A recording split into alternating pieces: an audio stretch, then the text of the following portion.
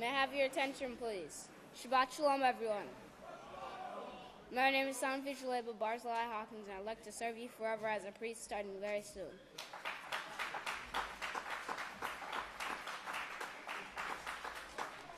It's now time to start finding your seats for Sabbath services. May I have your attention, please? May I have your attention, please? My name is Yisrayl Hawkins, and I'd like to serve you forever as a priest starting very soon.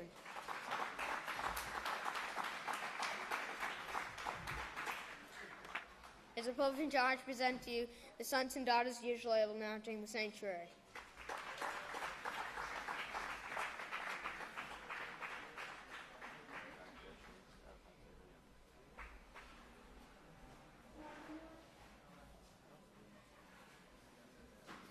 It's a privilege and honor to present to you the son of Yisrael, Deacon Yahweh.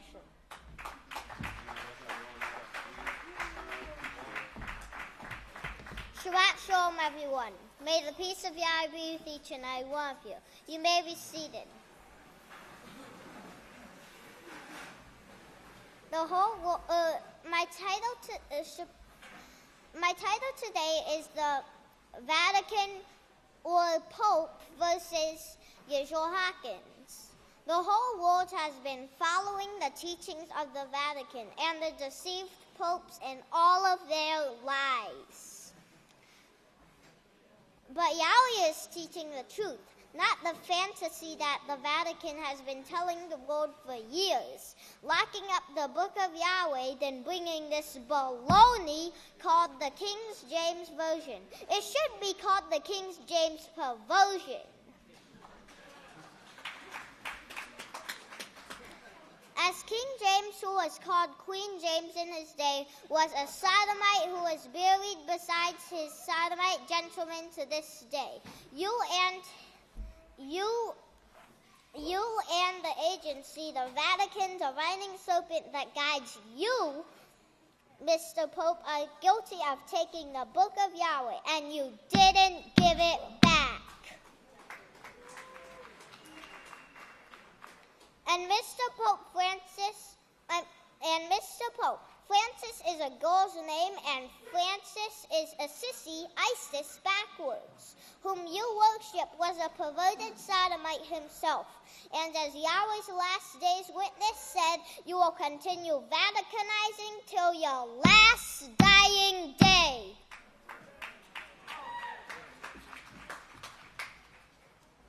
Please turn to Luke in your restored book of Yahweh. Yes, we will be reading out of the book you stole from the people and ordered your bloodthirsty general Titus to steal and also to kill Yahweh's people. Luke 24, verse 25 on page 813.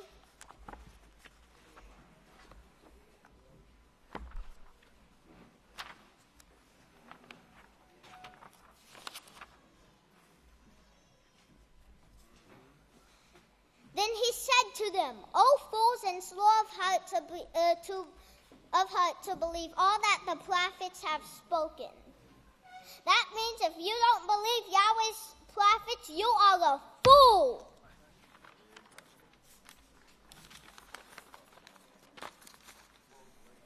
Then you had sodomy legalized in the United States with the Jesuit Supreme Court on the very day Jesuit Church of Jesu was built in Rome on June 26, and you tell the people that the heavens and the earth will pass away. What you are implying is that Yahweh's laws and people will pass away. But no, Mr. Pope, they will not. No matter how many lies you are told to tell, Yahweh's laws will not pass. You wear what looks like to you a beautiful white robe. Actually, it looks more like a girl's dress, which goes along with your teaching of unrighteousness, sexual impurity, wickedness, covetousness, envy, murder, strife, deceit, and malice. You and the divining serpent, the Vatican, teach the world to hate Yahweh and are part of the system that invents evil things.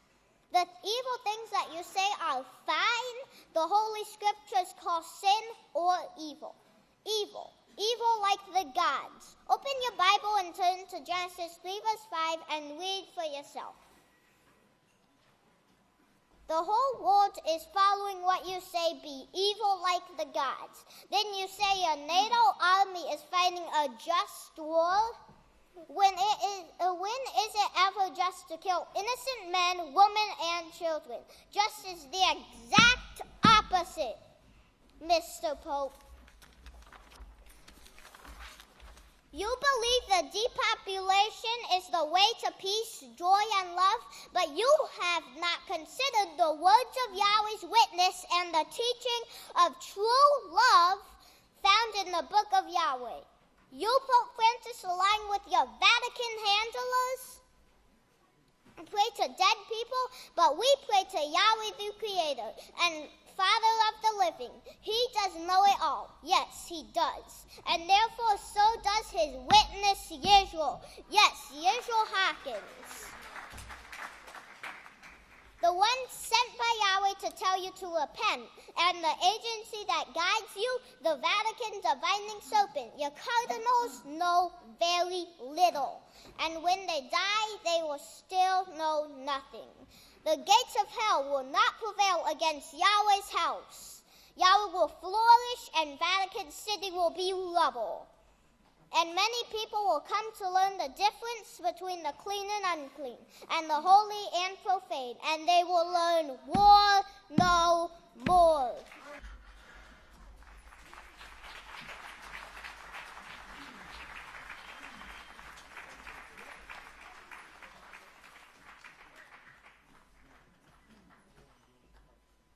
If you'll all remain standing, it's my great honor and privilege to present to you the first speaker, great son of Yisrayl Abel, Deacon Shalom Hawkins. Shabbat Shalom, everyone. You may be seated.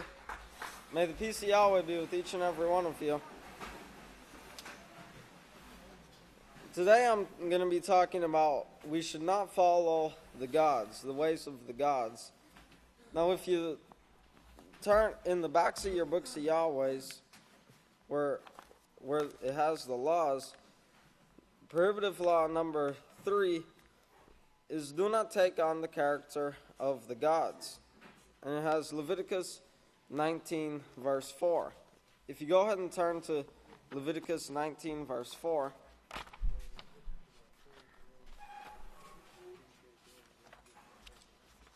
Leviticus 19 verse 4, it says, do not turn to gods, Elohim, nor make for yourselves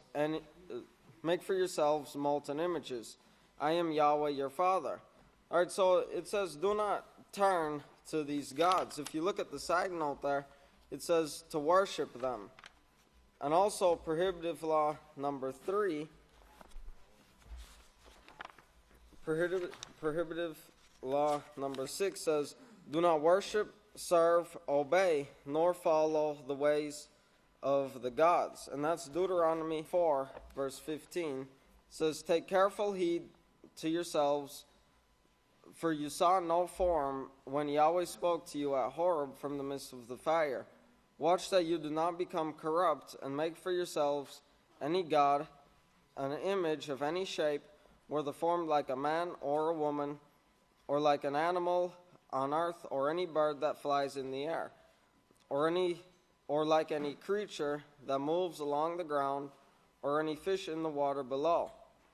And when you look up to the sky, and that you see the sun, the moon, and the stars, all that which is arrayed in the heavens, do not be enticed into bowing down to them, and worshiping things Yahweh has allotted to all the nations under heaven. All right, so what you're seeing there, to not follow the ways of the gods, and this is what you're seeing. We just read those few verses, and this is what you're seeing this time of the year. You know, we just had Thanksgiving, and we're coming up to Christmas, where they worship the sun gods and all these different gods. So we have to be on alert not to go that way. From the second book of Israel, going on to perfection, It's chapter 39 and verse 60. Chapter 39, verse 60, it says, Satan brings the God worship in, the way that looks desirable to all the world. You don't have to keep the law anymore. Yeshua did it for you. You know, this is what the preachers tell you. This is the way of the gods who will say to you, no, you don't have to do this. It's much more desirable to mix this tree of righteousness with the tree of unrighteousness. You can practice them together and still be saved. These are the things they tell you. You know, it's desirable, and that's what you see in Genesis chapter 3, that this way is desirable, Satan's way. It says, I was watching one of these guys the other day on television. I didn't mean to. I was hunting something else when I saw him, and he was putting on such a show. I stopped to watch, and he was dancing up and down the aisle with a book in his hand, making out like he was using it to preach from. He wasn't using that book at all. He was up there telling goofy stories. You could have listened to that for an hour and a half or even 100 days and walked outside and grabbed a handful of wind, and your head would be still as empty as your hand. It says this is God worship, but it's desirable. It's a desirable thing to sit there and be told you don't have to overcome. You know, they say, well, just say a few Hail Marys, you know, and it'll be fine. Did Yahweh say that you have to overcome? You're not going to surely die. All the scriptures say, yes, you are going to surely die. You can believe those scriptures. Satan herself is going to die. She will never exist again, as the last part of Yeketskia 28 says. Now Satan has said that she won't die, and if you follow her way of life, you won't die. Yahweh is going to let her have her way, and let her prove to mankind that she is a liar, and that man will surely die following this way.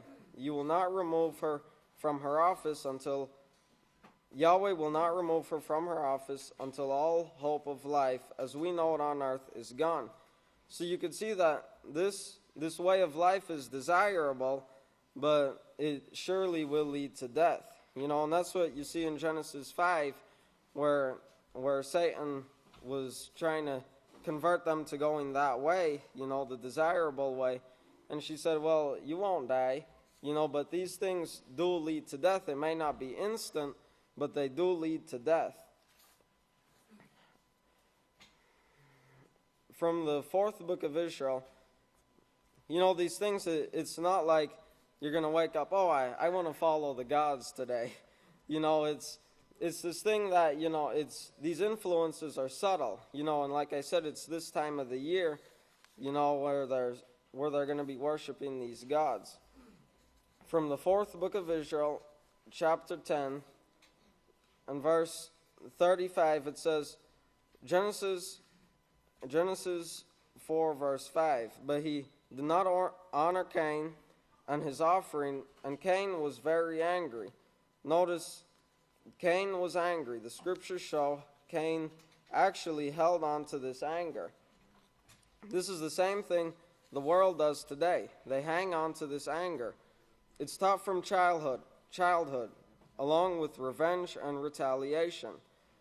Did you ever notice when someone is killed, later on a bunch of ships are blown up or a plane is hijacked, and they say, well, it was in retaliation. And if this makes it okay to do because it was in retaliation. This is what Satan wants you to do, and what she puts in your mind. You know, this retaliation. It says, remember, she influences the mind the same as Yahweh. Only Yahweh's spirit is stronger. Satan actually has rulership over the human mind until Yahweh's Holy Spirit enters it. It is only by the Holy Spirit that we can get Satan's will out of us. I've brought this out before. I don't remember the name of the sermon, but it's something about Satan's influence on the mind, or something like this. So what he's saying is that Satan has control over your mind, but until you decide, well, I'm not going that way anymore, then Yahweh will take over and so forth. It says the scriptures are plain on this. Satan does this. She controls the mind unless we choose to serve Yahweh. Satan was controlling Cain, and he submitted to this control. This is the reason that he didn't want to obey Yahweh and bring the lamb in representation of Yeshua. He didn't want to keep the Passover. He didn't want to tell his people that you have to go to this place called Abelin and listen to Yahweh's priest, who will teach you how to keep the feast and learn to love each other. We hang on this today. Each one of us should be rooting this out of our minds. And we heard that a lot this past feast, that we should be rooting this bitterness out of us, taking it out of our minds. It says, I see this attitude among the children. I see this attitude among men and women. You have a husband and a wife, and some little thing occurs between them, and they let hatred build up. It's your desire to get this out of this way of thinking. Do you want to get this hatred out of your mind?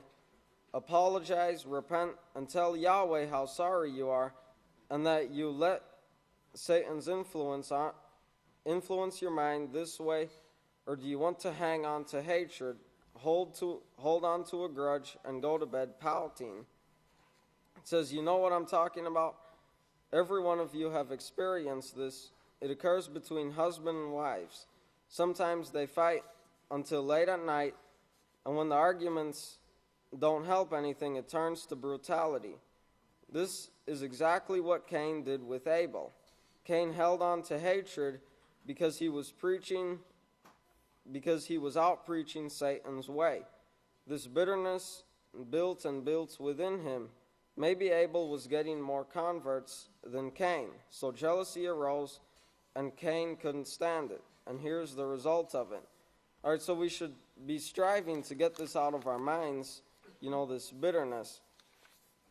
And so Satan controls the mind unless if we choose to follow Yahweh. And that's what we have to learn to do. Make that choice that you're not going to let these things come into your mind again. We have to make that choice. If you turn over to Deuteronomy 30, verse 15, it says, See, I have set before you this day life by righteousness and death by death and destruction. So this Satan's way will bring death, but Yahweh's way brings life by righteousness. All right, so Yeshua was influenced, the same as we're being influenced, and you could see this in Matthew 4. Matthew 4.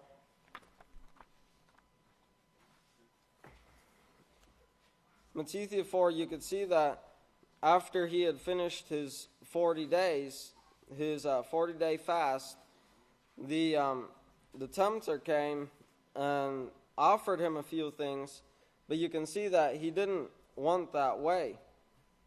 It says in verse 8, again the devil took him up into an exceedingly high mountain and showed him all the kingdoms of the world and the magnificence of them, and said to him, I will give you all these things if you will fall down and worship me. Then Yeshua said to her, You get away, Satan, for it is written, Yahweh your Father you must reverence, and him only you must serve. All right, so Satan offered to worship the gods, but Yeshua said, no, I'm going to worship Yahweh, and that's who I'm going to serve, and reverence. All right, so then it says, then the devil left him, and behold, Malachim came and ministered to him. So you can see that he resisted Satan, and Satan fled from him. All right, and that's what we have to do, make that effort. As it says in Jacob, resist the devil, and she will flee from you.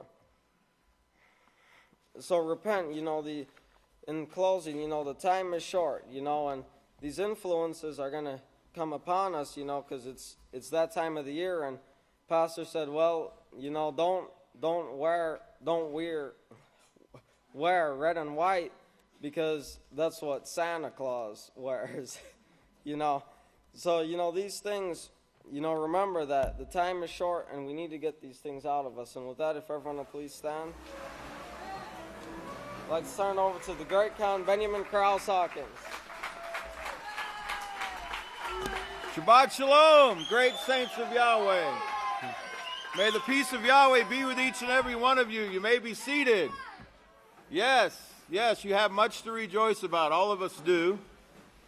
And Christmas shopping season has begun. I think they said they had their greatest sales ever in history this Black Friday.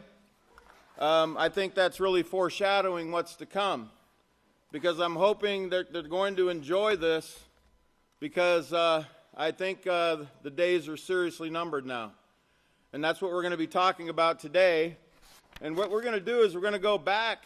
What we need to do is we need to go back just a little bit, because pastors, or yes, pastor, but also Yahweh and Yeshua have been showing us for the last 2 years certain numbers that are going to come into play now, where you're going to see how every single bit of information that's been brought since the wave picture, and actually even going back to the Manhattan Project, is going to tie into what's fixing to take place.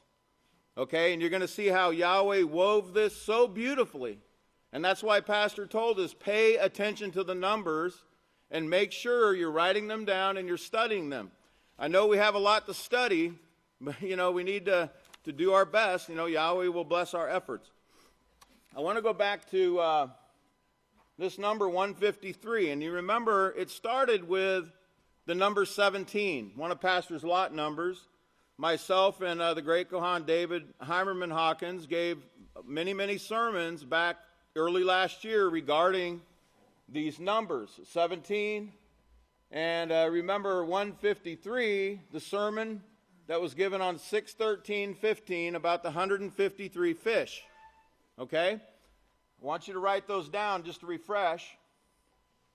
Now, if you remember 153, and we're going to do a little math this morning. You did math when you were in school early in the morning, so this should be, your mind should be fresh, and you should be ready for it, right? So, if you remember, 17 times 9 is 153.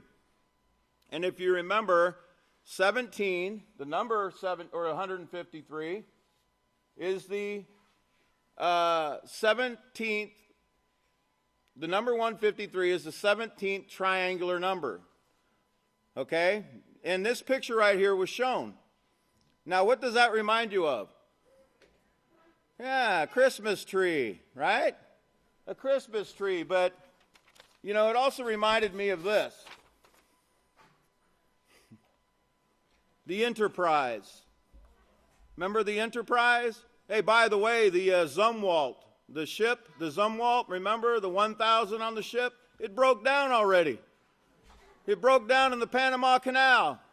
Yeah! Now, I want you to be thinking about Christmas and the Enterprise, this enterprising religious system that's making just myriads of money off this. So I got to thinking, okay, because a certain number kept coming up, and it wasn't just coming up that we brought it up last year. They're pushing this number forward too. And they've been pushing it forward for years and years and years. So I went back about to 1863, which was 153 years ago this year. And you'll see the Harper's Weekly. This is a magazine out of where else? But New York City. New York City. This is January 4th, 1863, and it is the first depiction of Santa Claus in the USA. 153 years ago this week, or this year. Now keep this in your mind. Now remember I said that on 6:13, that sermon about the 153 fish in Yochanan 21:6. Remember where Yeshua said, cast the net into the water. Okay, that was Yochanan 21:6. Remember, 2:16. Remember everything that was brought about that number 2:16 this year. And how 2:16 is just 666, or 6 times 6 times 6. That sermon was given 560 days from 12/24, which is a number we're going to talk about today. And if you notice, it was 806,400 minutes from 12/24. Just drop all those zeros, and that's 864, and that's the, 86, it's 860,400 miles is the diameter of the sun, okay? And notice it says it's been 153.42 of a common year, okay? So 153, the 864, because 864 is 216 times 4, okay? Remember, they worship the sun, and you're going to have to get this number down, this 216, because you're going to see how it's in all of creation. And that's why they know this number is so important, this 216. We're going to talk about that. Now, what I'm going to do right now is I'm going to play a video. And the first thing you're going to see is some excerpts from that sermon so you can get some numbers down. Write these numbers down that you hear. And then I'm going to give you just a little taste of what they're throwing out there for you. What they're throwing out there, their clues that they're giving you. Okay? Can you play video on, please? Remember when he said cast the net? That has the value of 1,224. If you take the Greek letters and you add them up in the net, it's 1,224. That's 612 times 2. That's 153 times 8. Just like the net in Yochanan 21 equals 1224, which is 612 times 2, or 153 times 8. This is the actual proof here. The word the net. This is the number 1224 when you add them up in the Greek. This is not my doing here. This is from an actual. You can take the letters yourself and add them up if you know what you're doing. The net adds up to 1224. Those whom you have given me adds up to 1224. Remember, 153 times 8, or 612 times 2. And also, bind under a curse. Remember 612? For man's government, bind under a curse. Remember, they're bound by the great river Euphrates there?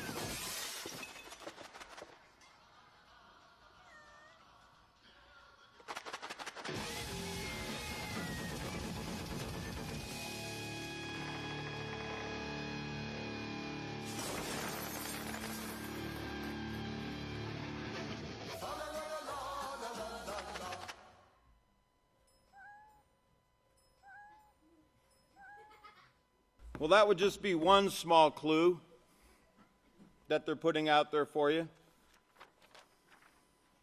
Now, remember about their secret counsel that they think they're hiding from Yahweh? Can you hide anything from Yahweh? No, of course not. And remember, they seek deep to hide their counsel. But their counsel is not hidden. And Yahweh is going to reveal this very, very crystal clear for all of us. Remember, that was a promise from Yahweh. This will be crystal clear to you. You know, to the world, of course, this is all just cutesy-wootsy, all fuzzy and warm. Cats create chaos and sweet little commercial. See, because nobody sees it coming. Nobody knows what's going to take place. Remember, the world is going to take them as a thief in the night. The day of Yahweh will come as a thief in the night. Turn over to, real quick, turn over to Yochanan chapter 10. Yochanan 10. And it's found on page 826. And Yahshua gives us many clues where he talks about this day of Yahweh that comes as a thief in the night. He says, "Truly, truly, I say to you, he who does not enter through the door into the sheepfold, but climbs in some other way, like through the chimney," okay? "He is a thief and a robber. But he who enters through the door is the shepherd of the sheep." Now you remember, Santa is said to come at what time on Christmas Eve? Midnight. You know, the same time Pope Francis will be holding midnight mass or weapons of mass while the mistletoe is hanging.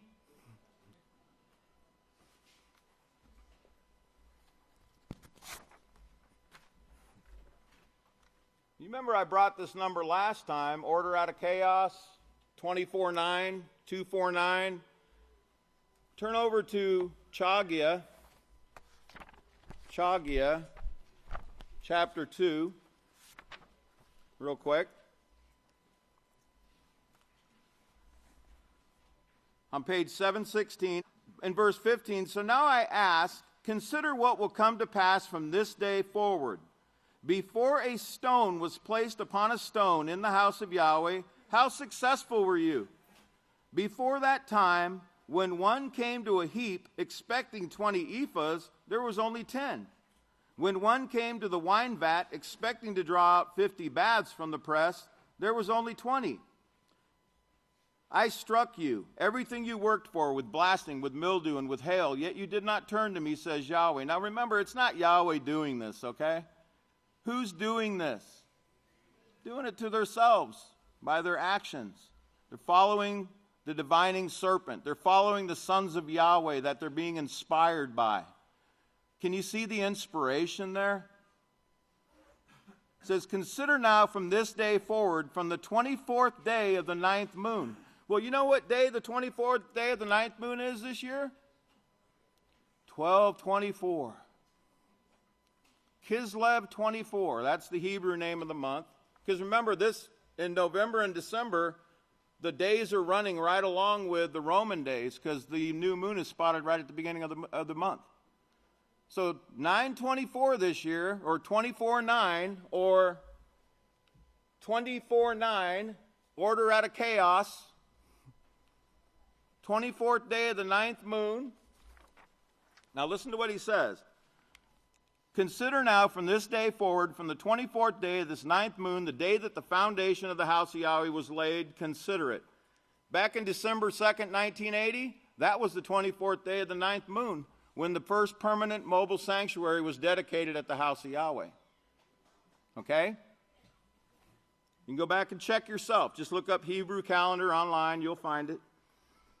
Now he says here, "Is the seed still in the barn? As yet, the vine, the fig tree, the pomegranate, and the olive tree still yield nothing. But from this day I will bless." Verse 20, "Again the word of Yahweh came by Chagia in the 24th day of the moon, saying, Speak to Zerubbabel." Now who's that? That's the one that opposes Babylon in these last days. Pastor Yisrayl Hawkins, governor of Yada. Not that he's got some official title of governor, but he does govern those that lift holy hands to Yahweh in these last days. Does he not?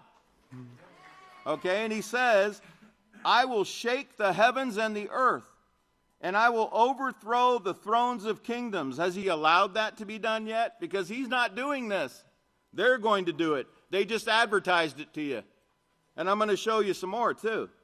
He says, I will overthrow the thrones of kingdoms, and I will destroy the strength of the kingdoms of the heathen. I will overthrow the chariots with those who ride in them. The horses and their riders will come down, everyone by the sword of his own brother. Notice that. It's not Yahweh doing this. It's them doing it to themselves. In that day, says Yahweh of hosts, I will take you, O Zerubbabel, my servant, the son of Shealtiel, says Yahweh, and I will make you as a signet. For I have chosen you, says Yahweh of hosts. So this has not been fulfilled yet. Okay? Now, I want to remind you of something I showed you before. Remember, I'm just reviewing things here. But that light of a candle, where the light of a candle wouldn't shine anymore, if you remember, one of the numbers on it was 1225. And if you remember also, 1224 is really 1225 because Christmas Eve is Christmas. Okay? It's all synonymous. All synonymous. Yes, synonymous. Right? It's all synonymous. Also, but the day of Yahweh will come as a thief in the night in gematria. Also comes out to 1225. Now that cannot be a coincidence, can it, House of Yahweh? Do you believe in coincidences? Yes! I heard some yeses. Great. Okay, you're catching on. Now, Pastor's taught us about December for a long, long time, has he not? And actually, maybe I should, let me read what he said here. This is from the 5th book of Israel, chapter 1, verse 100. He says, I told you about the word December, and that it means the descending of the gods at this time period. The gods descend to take out those who are second best, not being able to touch the holiest of the holy, which are second best, which are Yahweh's. Yahweh has put a stamp on them and said, hands off.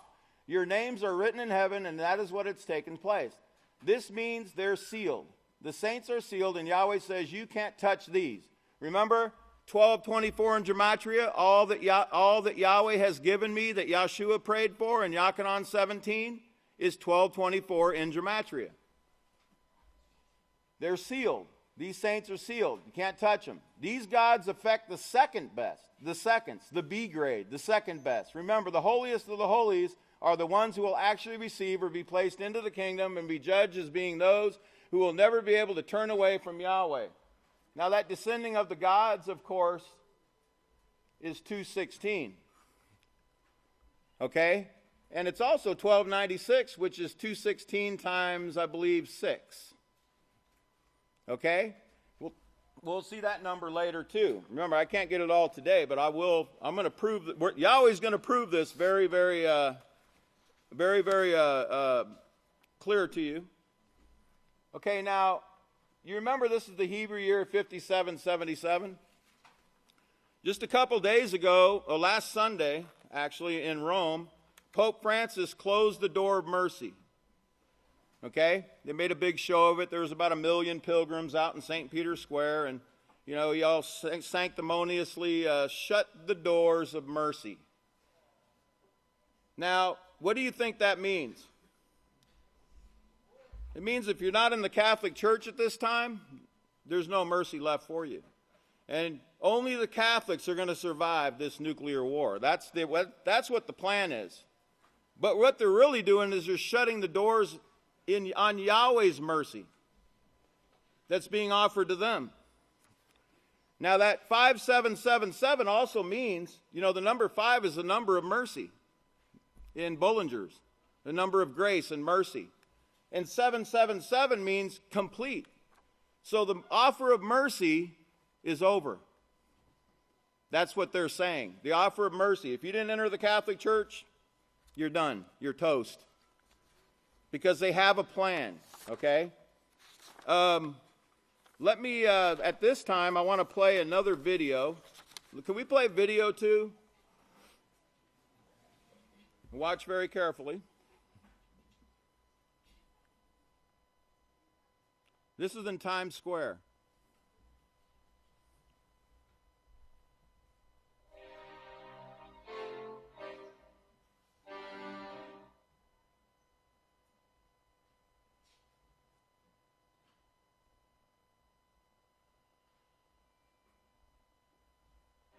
My piece is about the space itself.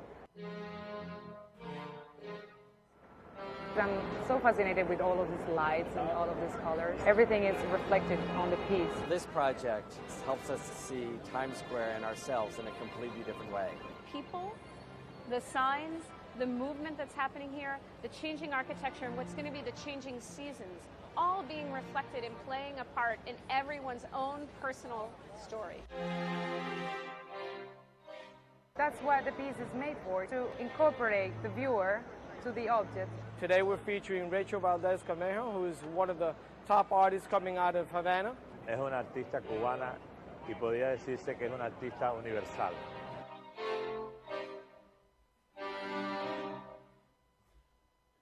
We worked with the Cuban Artist Fund and Rockefeller Brothers and Rockefeller Brothers and Rockefeller Brothers Fund to be able to pull together some of the greatest talents in Cuba, to be able to give them this kind of platform, to explore how their work has a global relevance. I get always very fascinated with reflective materials and mirrors. You see the sky here, but it's not there. It's just a surface.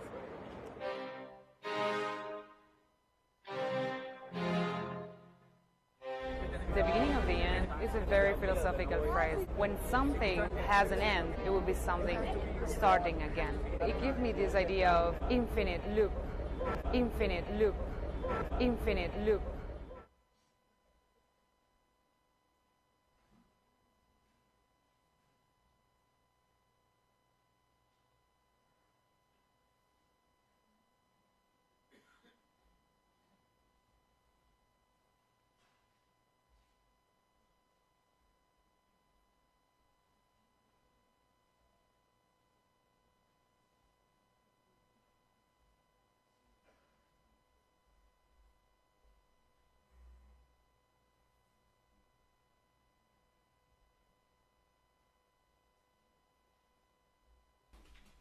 Beginning of the end? Does somebody know something?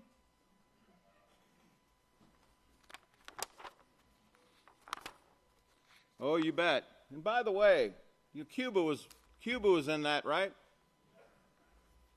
Last night when I laid down to go to sleep at 12:51,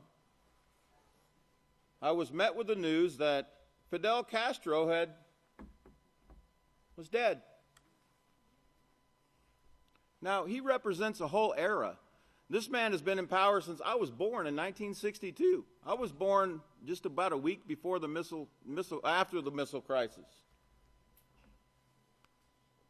Now, what was interesting about that is that I knew that he was already in the news all week with this man right here, who's been creating division all year.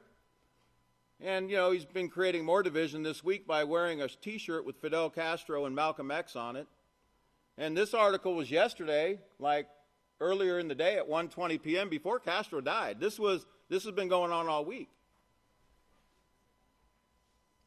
And notice, he's the Super Bowl, he's the San Francisco 49er quarterback that won't bow down and do his Pledge of Allegiance, and it's created a lot of division. Remember, this is the year of division, is it not? You haven't seen anything yet. Now, but notice, remember the Skull and Bones 322? From the day of the Super Bowl to Christmas Eve is 322 days. Do you think all of this is an accident? Or do you think it's something that's very, very well planned out? Now, Santa Claus, and remember, I can't get everything in today, but you're going to get it. But notice, Santa Claus I showed was 666, or you can think 216. And Santa Claus, and also he goes by another name, Saint Nick, right? which is 864, which is 216 times 4, which is the diameter of the sun. Remember, Christmas this year is on what day? It's on Sunday. And it's on the 360th day of the year because it's a leap year. So it'll be like the circle, right? The circle of the sun that they worship. Man, this is perfect timing. But don't worry, Pope Francis says don't listen to these doomsayers. You know, don't listen to that. Well, I got news for him. In his own Bible, in Zechariah 2, it says, ho, ho, ho.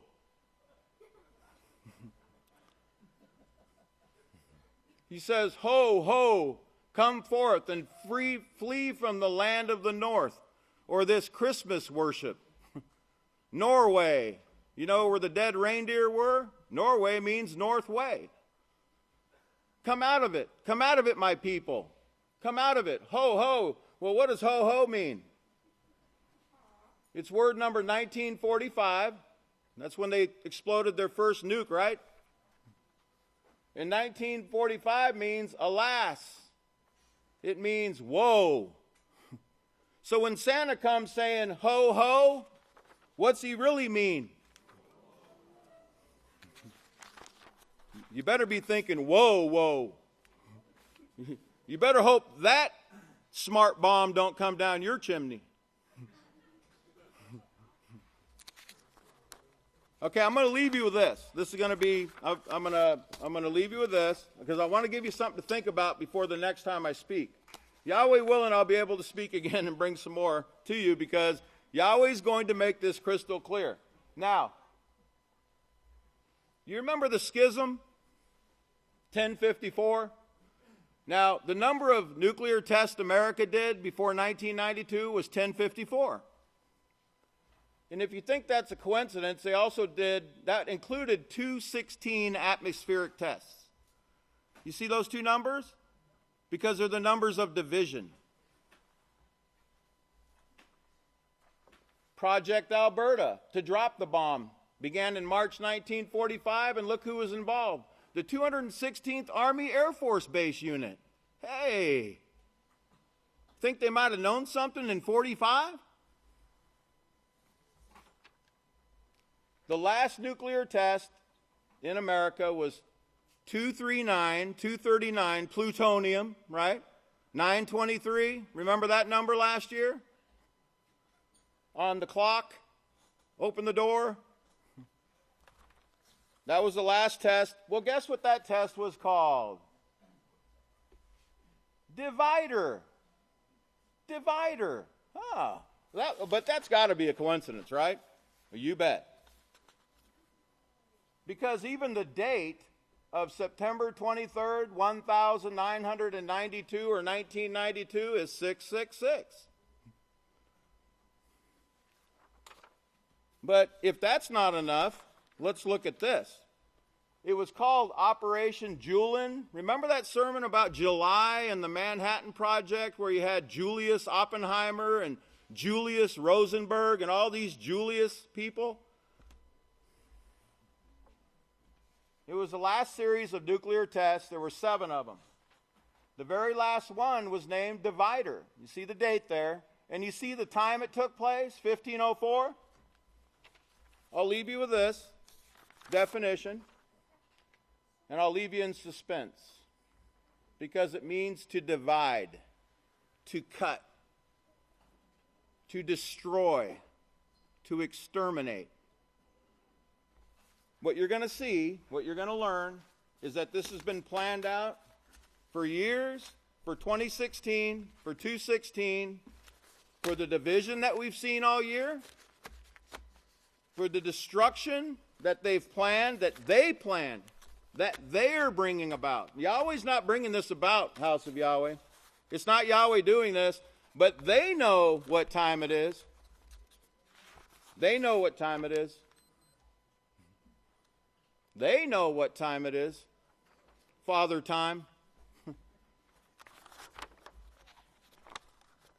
And by the way, if you think Pastor coming up here a couple weeks ago was an accident, wearing purple, 2 weeks ago, he came up here wearing purple.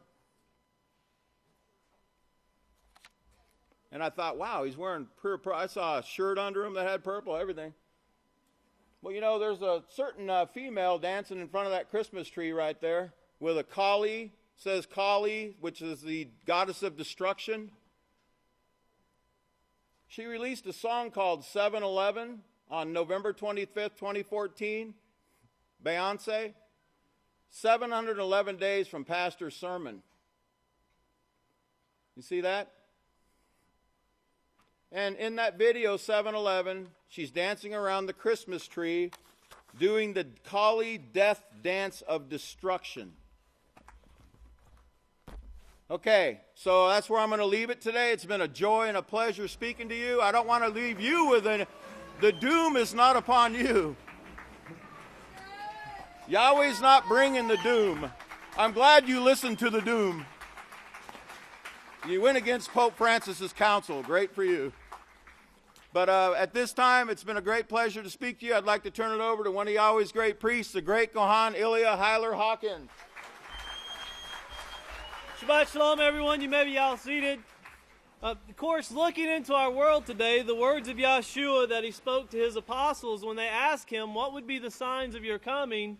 And of course, every day we see this in society, especially with these earthquakes. And it starts out showing these earthquakes taking place. And now they're having earthquakes all over the world. In fact, they're in the thousands every year. But now they're starting to build up to an enormous magnitude where they cannot be ignored or just kind of shaken off. They're actually becoming very strong.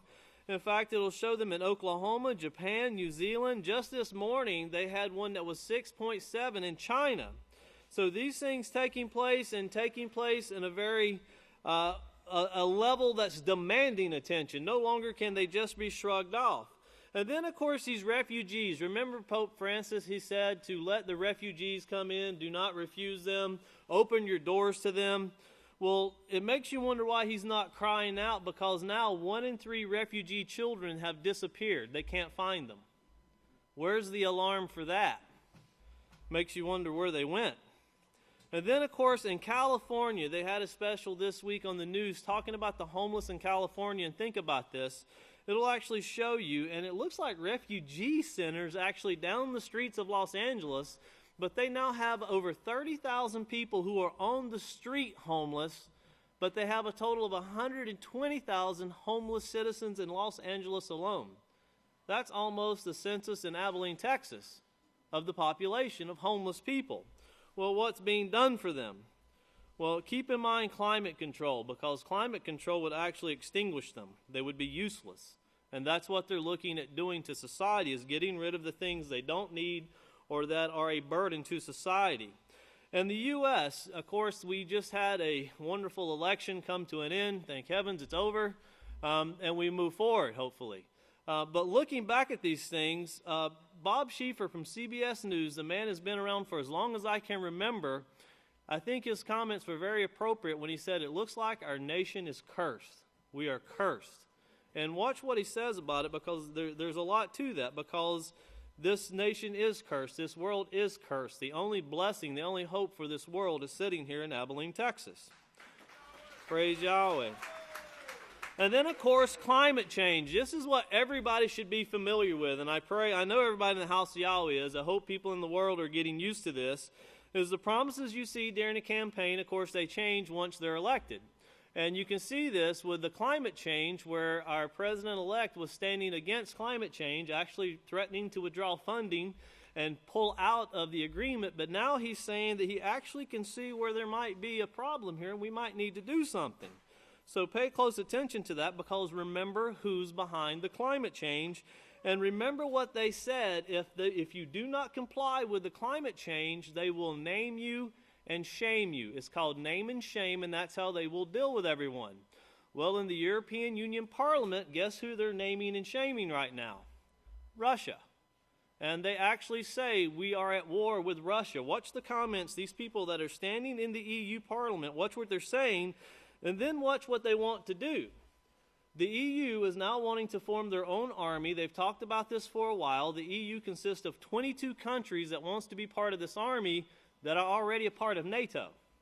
To be part of this army, they will need to pay 2% of their GDP, gross domestic product, to fund this military. They're already supposed to be paying 2% to NATO, but they're not paying it. Germany's not, France is not, but they're willing to do it for their own army. And they clearly say they want an army that is not ruled by the USA, and they want one that when NATO doesn't want to react, that they can do it on their own. Of course, just consider who would rule that army too. I don't see an army of the EU who's headed by, remember, Federica Mogherini. She was trained in Rome, and she is the one that's heading the EU. Don't think that the Vatican has their hand very far away from these things. They're right on top of these. And then, of course, they've been shutting down the mosque in Rome.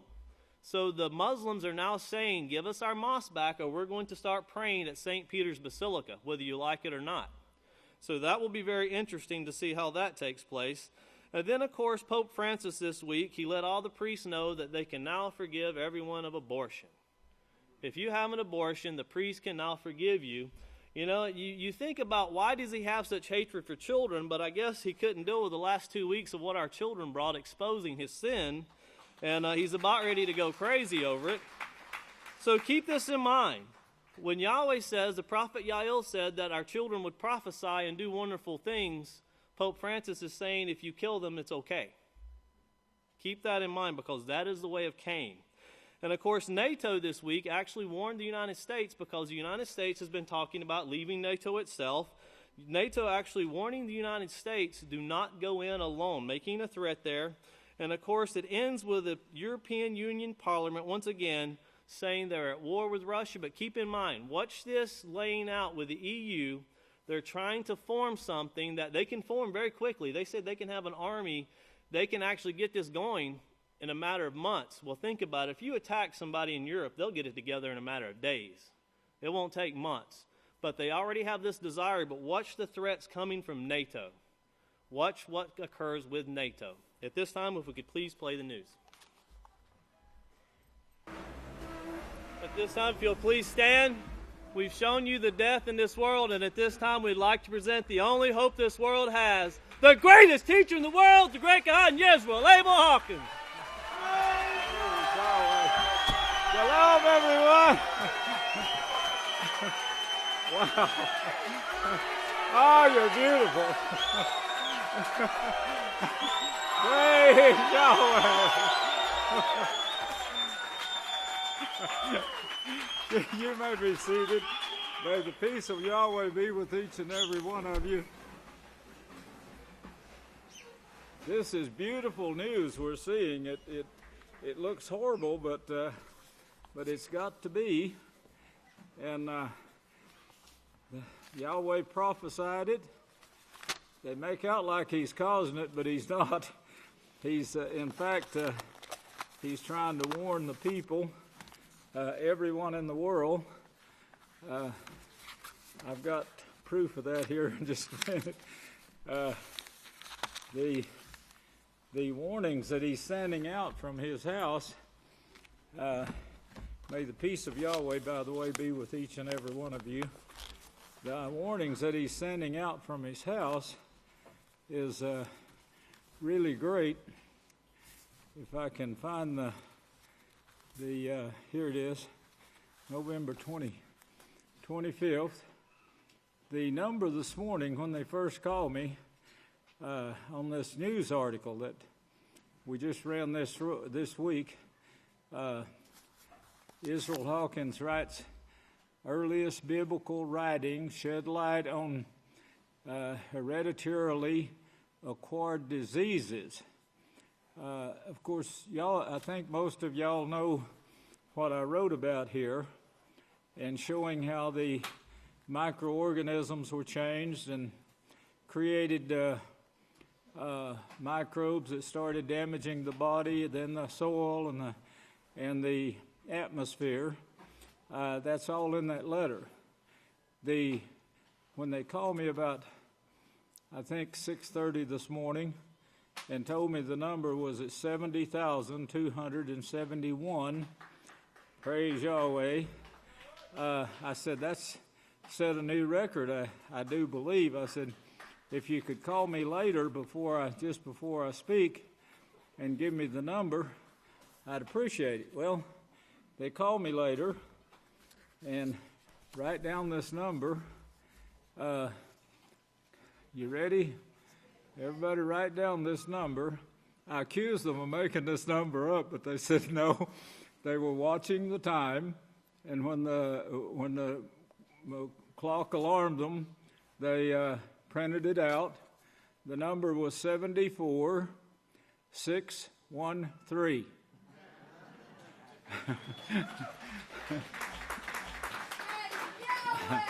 I got witnesses for that now. I said, the 613 is great, that's Yahweh's laws, but the 74, I looked it up right quick. I could remember it, but I wanted to make sure. But it means Father of Light. That was one of the numbers on my stone that Yahweh gave me and said, this is your lot. Father of Light is the meaning of it. It also means seventh lamp. Seventh lamp. Wonderful, isn't it? Seventh lamp is, Scripture shows that we are the seventh of the 7 lamps of the lampstand, Revelations 11 and other places, but also means to shine. And of course, that's what we're doing. We're shining all over the world right now, and I was told that there was a huge number of people in one nation. I don't want to tell where it is. I don't want to expose them and start persecution from Satan, which is what is taking place big time right now. But the messages are reaching. We're on a lot of reach out programs that are reaching the world. I was telling the elders this morning that we really need to start searching more on these numbers. That the prophecies are, you can't beat the prophecies. The prophecies are absolutely reliable. They're 100% proof. They're proven true every day. The numbers that Yahweh gave us and is giving us now, they seem to be revealing secrets. And of course, what's going on in the world right now, these numbers are adding that these you might think they were created by mankind, but see, it goes back too many years for that. And so the numbers we're finding that was Yahweh is showing us that the world is going to be in line with these numbers that he's giving us, the information shown in the numbers.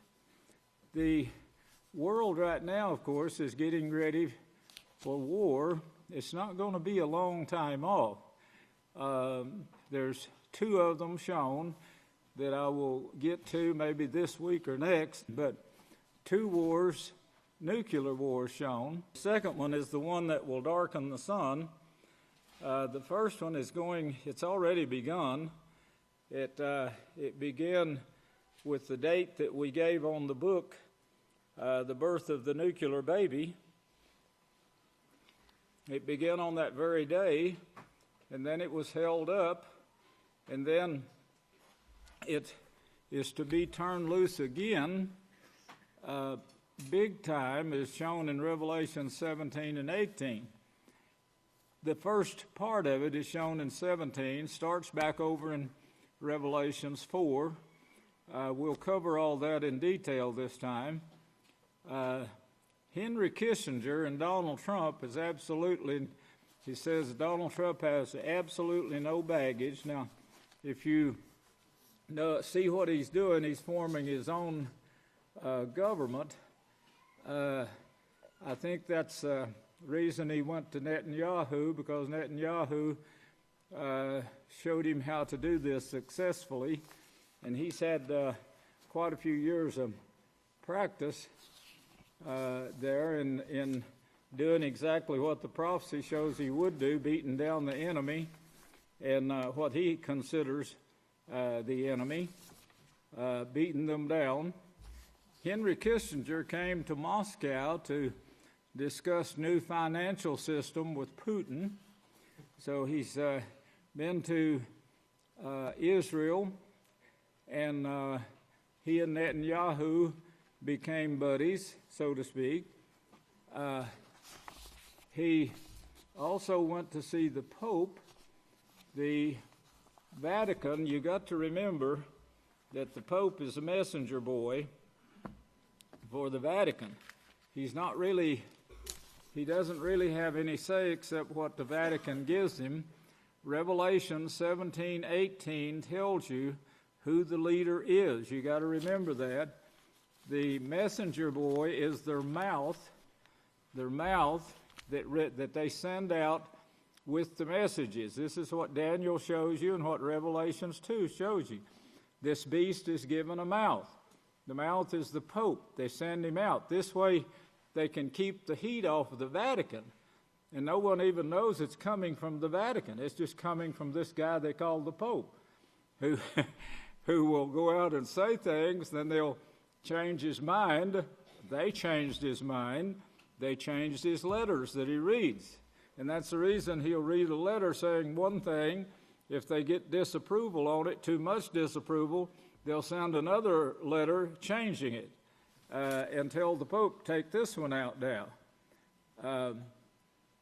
Venezuela opposition. What we're seeing here is a buildup of war, getting ready for war. The four horns of the golden altar that is responsible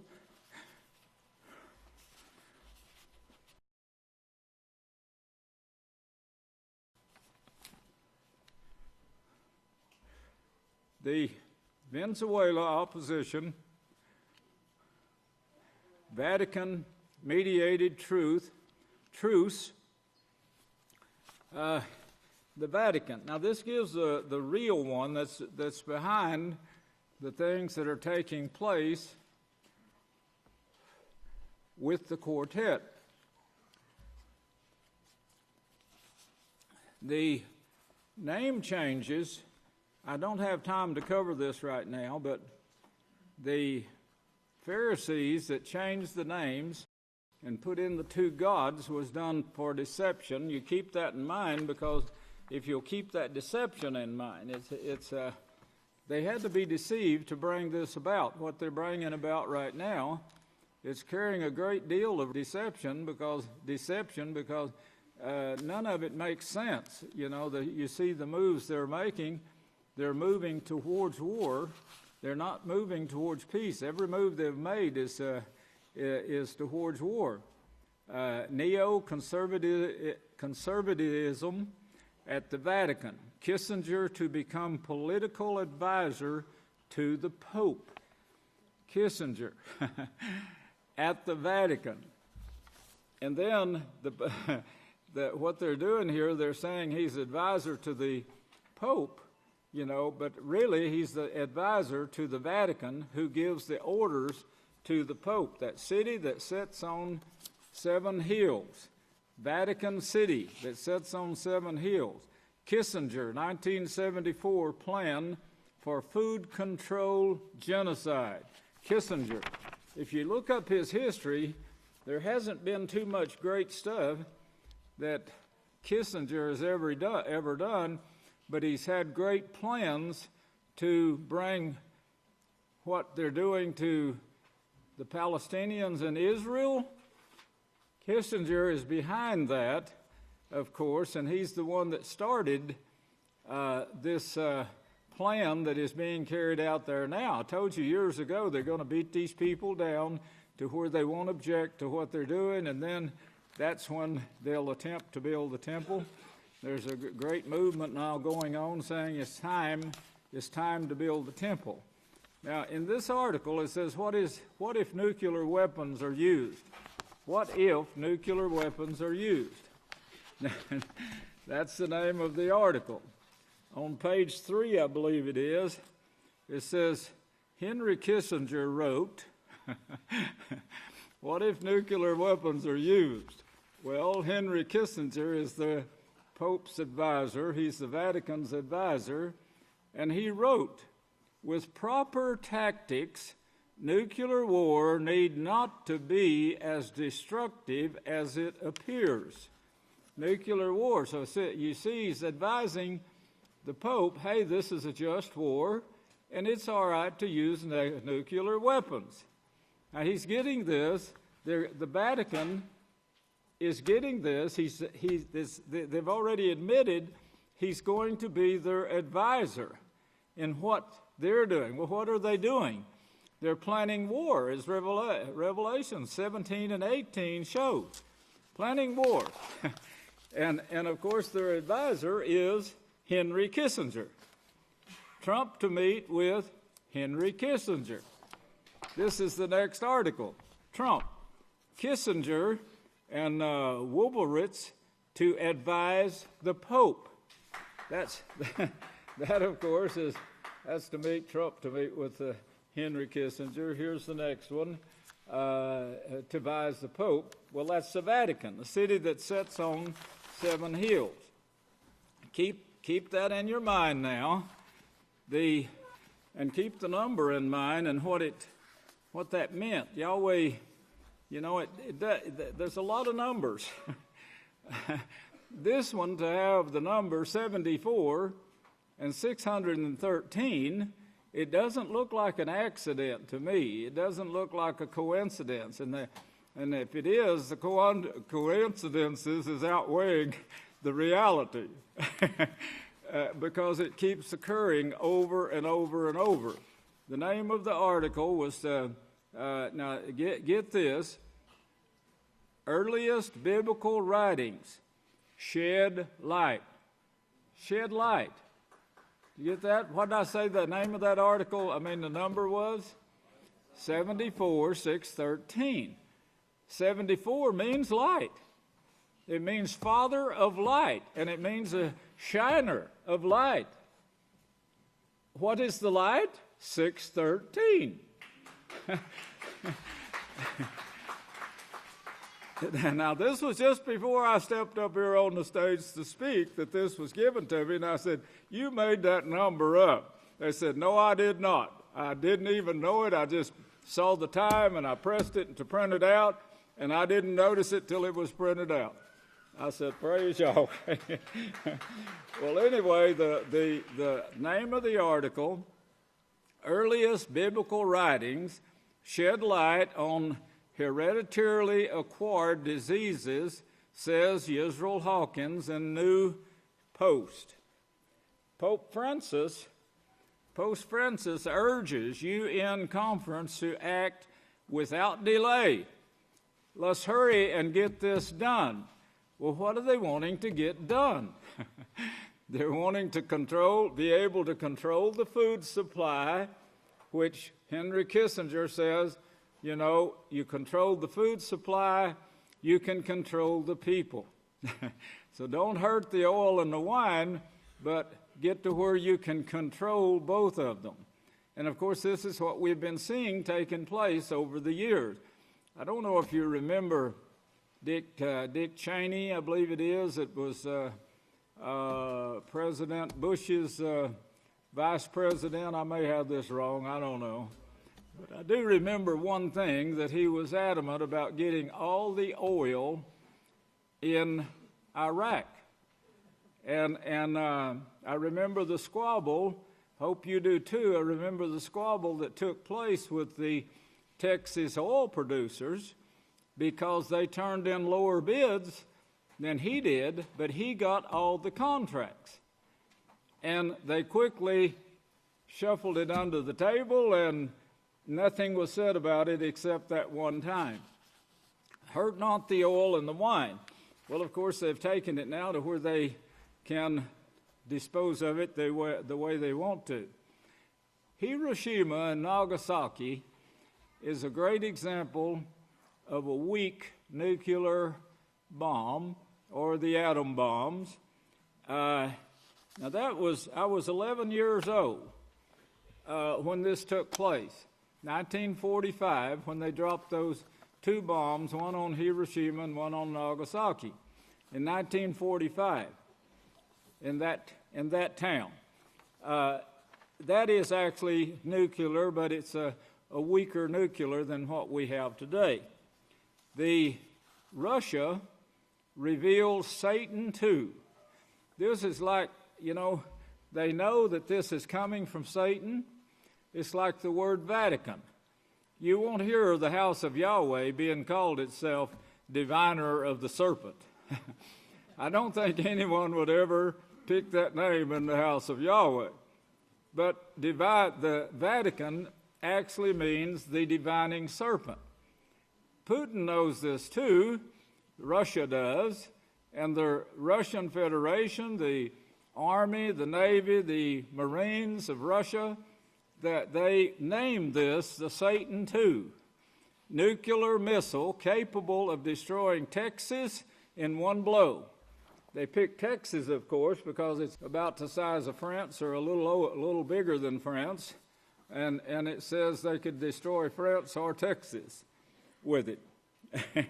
A nation the size of Texas. Now, this is a 40 megaton, which means nothing to me, except for the fact that it's 2,000 times more powerful than the bombs that hit Hiroshima in 1945. 2,000 times more powerful. Now, that's what we're dealing with today, that the experts say is going to burn the earth in 1 hour. 1 hour. There will be 2 of these now. Don't forget that. I brought it out in a book. By the way, the 1224, if you want to study more on that, it was brought to my attention last night that the 1224 was mentioned in the Mark of the Beast. Y'all getting this? Mark of the Beast, chapter 13. Mark of the Beast, chapter 13. Number 2 of the Mark of the Beast. Number 2 volume. The Mark of the Beast. It wasn't exactly spelled out like we have it today with the numbers. These numbers are really great that Yahweh is giving us, but you'll find an article there on Christmas, and I was quoting from the Judaica Encyclopedia on the name Yahweh. That's in that chapter. Christmas is also there. And then Yahweh says, I will make the sun go down at noon. The sun go down at noon. Well, Yeshua says the sun will be darkened and the moon will not give its light. But now, with the knowledge we have today in reading that chapter, you can see that this is what it's talking about. 1224. 1224, very scary date, looks like. And I think there's no better place to be, and you people getting a Christmas vacation out there, I'd say this is one Christmas vacation you need to take and get to the house of Yahweh. There you go. A Russian newspaper fears a third world war with the U.S. over Syria. That's just one of the things that Caspar Weinberger pointed out in his book, The Next War. He gave several scenarios that would lead up to World War III.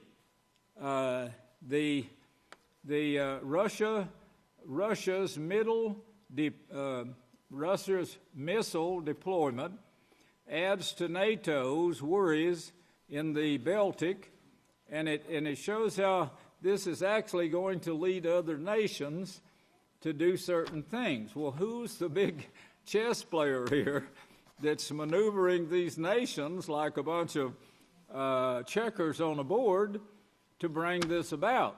Yahweh shows Henry Kissinger is going to be their advisor, the Vatican's advisor. The Vatican sits on 7 hills.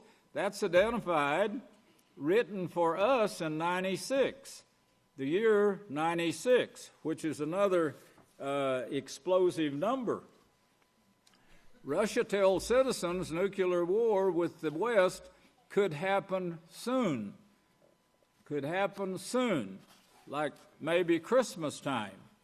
As tensions rise in the Middle East, an official TV channels in Russia has issued a chilling warning that war with the West could be imminent and break loose at any moment. Beware of beef poisoning. And this is not beef this is beef that's contaminated, of course, in the stores, packaged up and looking great. Global debt increases. This is another thing that's driving people to doing crazy things. They're overspending on their credit cards. They don't want their house taken away from them, but this is what's taking place. They can't make payments on their house or their car. And, of course, the foreclosures are coming, and they know it. And they would do drastic things. They always do when things like this takes place. World's first 3-person baby. They're experimenting all the time with money up their sleeve and more money to put there. War has started. Official announcement has not made. Says the top brass advise Indians to get ready and for nuclear war with Pakistan. You see, one nation against another is being maneuvered to take peace from the earth. How are humans responsible for global warming? The scientists are working on this. They see some things that we told them about years ago in the book, The Real Cause of Global Warming. Scientists have discovered now new culprits who contribute to climate change. He said methane producing and consuming organisms played an important role in greenhouse gas emissions and consumption, contributing to climate change. Well, of course, these are the microorganisms that Yahweh put in the heavens when he made the heavens, formed the heavens. I brought all that out in this book, The Real Cause of Global Warming. Now, something else is taking place and been taking place for years. Yahweh showed it in Leviticus 18, the confusion that comes from the way of life, and they're admitting it's the way of life that's causing this, the confusion that is coming from that. Scientists now, after we put it out, been putting it out for about 40 years, then the scientists discovered this, uncover how microbes invade the brain. Okay. Of course, the microbes are in the brains of the children born now. And of course, they're saying, they're in a rage because children are dying from this. They die a few years later, their brains being eaten up with microbes that don't belong there. These microbes that are there are mutated into a form or shape that can get by the brain barrier. That it looks friendly. Same thing you see in approaching armies that look friendly and they're not. Tiny organisms have huge effect on world's atmosphere. They're now discovering this. After we told them what to look for, well, they're now discovering this. And this article just came out. Tiny microorganisms have huge effect on world's atmosphere. Well, we showed in the book the real cause of global warming, that what was actually causing this and how the AIDS virus itself is not only in the water, the oceans, but it's also in the air, and it's affecting the microorganisms that Yahweh put there to protect the earth. Now the earth has become a very scary place, very spooky place that looks like the righteous is diminishing and the bad is slowly but surely taking over. Well, this is what the scientists are seeing now, and the Vatican is saying, hey, we got to resurrect the Roman Empire. That'll solve our problems.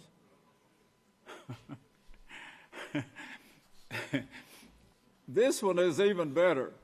Placenta protectors. Placenta protectors. Yes, it has protectors. Everything that has to do with the baby being born, from mother to father, has protectors. If it didn't have the protectors, it would never make a baby.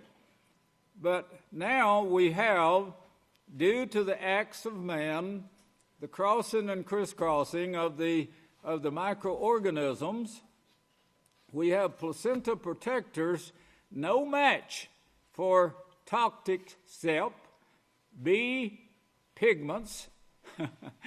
This is bacterial weapons, pokes holes in the immune cells. Here's a picture of what the one on the left goes to the one on the right. There's the great one. Look how it deteriorates. Here's what it looks like later. That is what people are carrying right now due to what the Pope is bringing forth. Next article. It all started with sodomy. This started with sodomy. And, of course, it spread from there. And we've got the crosses mutating like horses with donkeys. You get a mule. Well, of course, this is the same process of mutation that's going on that's now invading and can destroy placentos, and of course there's nothing they can do. Well, what if we do this? Well, there's another blind alley we're getting into there. Over here is the same. What can we do with these world problems? There's no solving any of them now. The only solution that is available, it's the only one that will work, is the one that Yahweh has planned, and that is to let mankind do his thing, not interfere. And he's letting them do their thing. Now they put in the King James Version, Yahweh is doing this. He's very angry. That was Satan's doing. She's the one that authorized this. Her and her gods are the ones that authorized this for it to be done. So the confusion started there, as if Yahweh is angry and he's doing it, that it's not the sins you're doing, Yahweh says it's your sins. He says if you eat pork, you're going to take in trichina. Yahweh tells us that. Well, Satan says, he's just mad and he's going to curse everybody that eats pork. That pork tastes so good. I just love it. I just got to have it. Well, same thing with marijuana, and now they're seeing it bite back. Well, here is the cause. Pope Francis, no changes since the days of Cain. Pope Francis' ally, accused of appointing known abuser as priest. Now, they're really up in the air about this one. That is, the people who don't want their children getting raped by a Catholic priest and others too.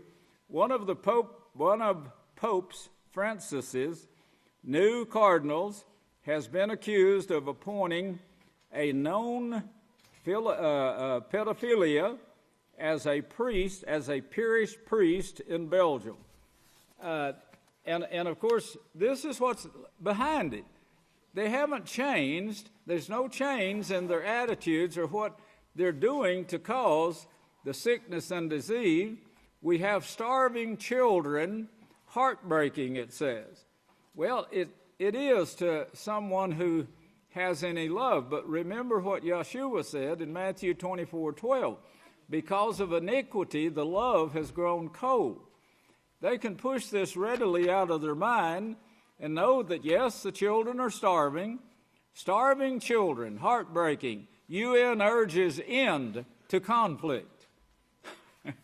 Urges end while they plan to build another army and start another war. That's the end they're putting to it. As I said to begin with, the prophecies, they can't be denied. They're 100% trustworthy. If you'll turn over to Daniel 12. Everyone could start digging deeper into these if you read the newsletters or the books, and you can rely on Yahweh, and you have been taught how to check numbers. You got a Strong's. That's the easy method. That's the ones I use. I don't go to the computers. Other people go to the computers for me. but I don't have time to learn computers. I'm spending about 10 to 12 hours sitting behind my pen. I'm not writing most of the time. I'm okay, yeah, let's go this way or that way. That's what I'm doing mostly. But I get my writing done too. I have to work a little bit late sometimes to do it, but I get it done. But Daniel 12 here. Let's start with verse 1 and familiarize yourself with what I've told you right here this morning now. Keep this in mind. The heartbreaking news of children not only sick and dying, their brains are being eaten up, they're born with it. The mothers suffering before they have the children. The mothers are so crazy they're killing their children. The Pope, as you just saw on the news, was sent by the Vatican to tell the priest to put out a false message that will forgive this sin of murder and you can go to heaven anyway. And all of this is just lies, like Santa Claus, coming down the chimney and the Easter bunnies laying the colored eggs and so forth. They can't condemn, they can't forgive sin. They're all sinning day after day, minute after minute, pushing forward sodomy, bestiality, fornication, and adultery, all of which are condemned and won't be allowed in the kingdom. Anyone could turn to 1 Corinthians 6:9 and read it for yourself. Even in a King James Version, you could do this. 1 Corinthians 6:9 through about 11 or 12. But here, the prophet Daniel was speaking of the end time, the last generation that we're in right now, backed up by Yeshua's words written 500 years later by the prophet, by the apostles, saying the same thing. This generation, Yeshua said, when you see this great time of trouble that never was before, when you start seeing it, well, of course, we're blessed now with the knowledge increase because we can see the news taking place in Russia while we're sitting in Texas and wherever our television set is, watching the news. So we can see it taking place. And Yahweh said we would see it at that time. When I was in 1934, from the first 11 years, when that bomb exploded, we couldn't see it.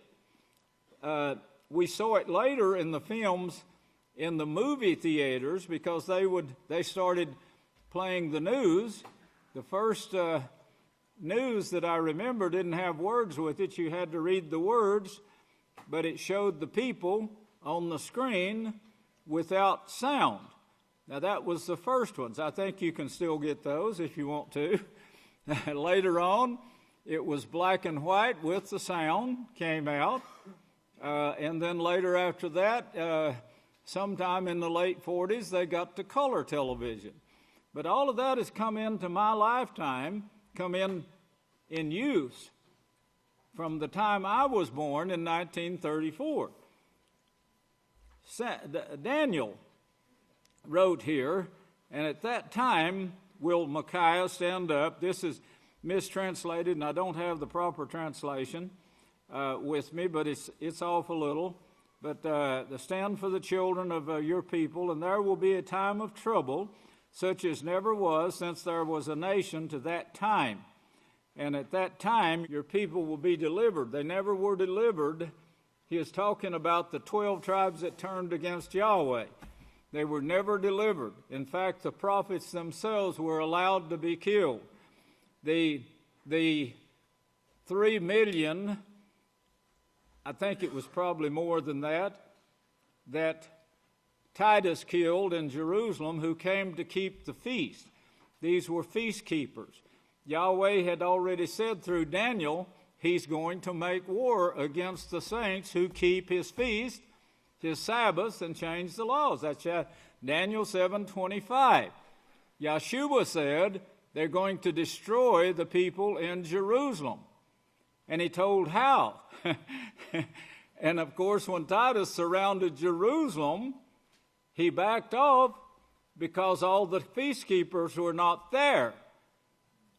He backed off. He let them all come in to keep the feast. Then he surrounded them and tried to kill every one of them. Hitler followed suit, killing the people who kept the Sabbath, who would not eat pork, who owned a 7-lamp lampstand. That meant something to them. That 7-lamp lampstand, because it signified the works of Yahweh. And when the end would come, and Daniel was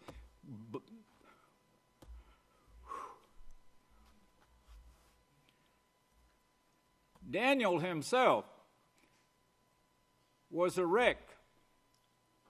He was deeply worried. He was crying.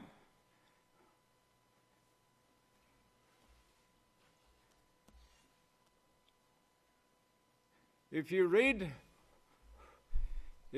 the history up to this, and then the prophecy showed Daniel, you'll see the miserable state that the land of Israel was in, the nations those that fled out to other countries, the Yada and his evil crew of roving soldiers quickly found them, followed them, taxed them, was taking them to Babylon. This is all shown in Scripture. In fact, Scripture is the best history, and everybody admits that it is. It's the only right history that we got, and that most of it is contaminated. But the Bible, even the King James Version, gives you the history of the 12 tribes there and the miserable state that all of them were in, fighting each other, and of course being taken and saying you can't use the name. And after Moshe, had given this the name, the laws of life, and they're saying you can't use the name anymore. You can't be following these laws. It's impossible to keep the Sabbath. They made the Sabbath a great burden to the people and so forth. Well, here he says there's going to be this time of trouble that never was before.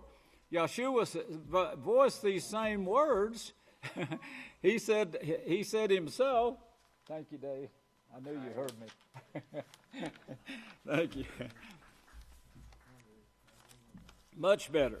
And at that time, 12 verse 1, and at that time Satan will stand before seated judges and before the heavenly court of Yahweh to put down Yisrayl. That's the last light, seventh lamb, the great priest who is like Yahweh, who stands at Abel for the children of your people. All this was told to, oh, if you could get this. This is so beautiful. All this was told to Daniel And then he got to talk to me. He must have been the most joyous man on earth when Yahweh showed him the great time of trouble here for this generation, and then showed him the future teachers that would be teaching it. Oh, it's beautiful. If you could just get you a copy of this. We can get you a copy. Just turn your name in at the South office. We got a crew there at that South office that can do anything. Stand at Abel for the children of your people. This is what Daniel was so concerned about. He saw his people being killed. He himself was taken captive with these other people, taken in captivity with these other people, and tried to force him, as they did the others. This should show you what they were doing back then. Tried to force him into worshiping gods. Just like the Vatican that sits on 7 hills does today. She's trying the same tactics and all to kill those who follow any righteousness. She comes against all forms of righteousness. That's what she's doing. And she's planning big-time war because those who are following forms of righteousness are multiplying faster than the Roman Catholic Church. And this is what's got the Vatican worried. Now they're going to go to extremes to try to get rid of all the people, like they did in Jerusalem, who came to keep the feast, or who did not want their women to become whores, or who wanted to raise their children without letting them be molested by Catholic priests. Anyone who objected to this, and the Vatican has made their message clear, you need to accept these people. You need to accept these queers, these sodomites. You need to accept this kind of life. Don't listen to that doomsday speaker down there in Texas. Don't listen to him. He's bringing the words of the Bible. You read the words of the Bible and you become stupid. These are all the words that's coming forth from the Vatican. Does anyone ever read these articles besides the house of Yahweh? You know, it's putting out daily on the news.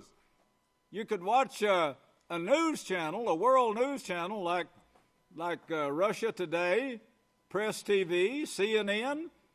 They bring these articles out. They show you exactly what they're teaching.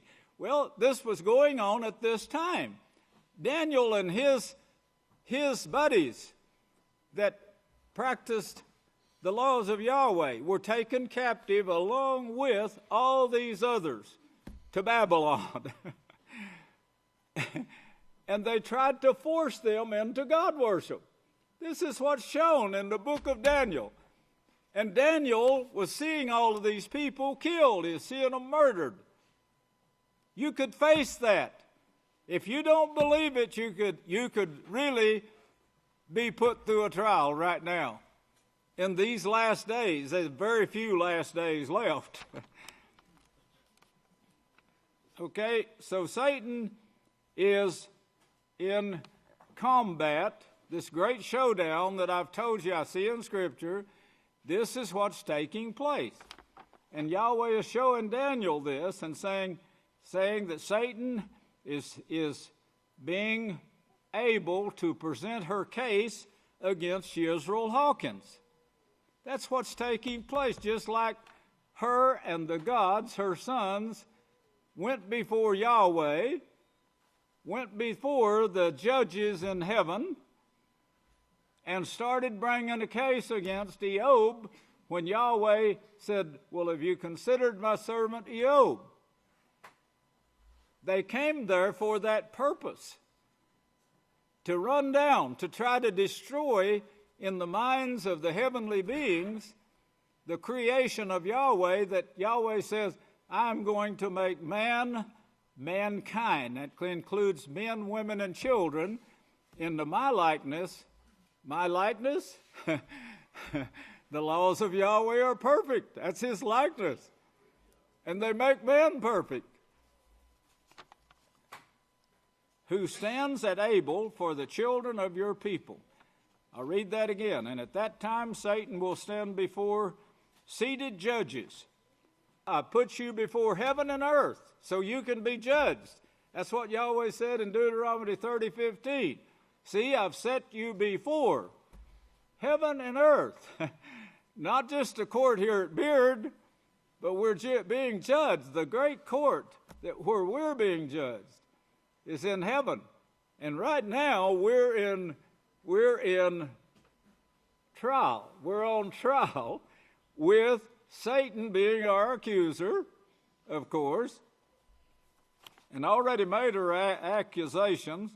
Court of Yahweh to put down, and this took place. This has taken place in my lifetime, in this generation. And at the same time this generation is going on, the message is going out, just like Yahweh said it would. Yahweh, who stands at Abel for, the great priest who is like Yahweh, who stands at Abel for the children of your people. And there will be a time of trouble. That's already in progress right now in and around the great river Euphrates, and I'll show you how it spreads from there.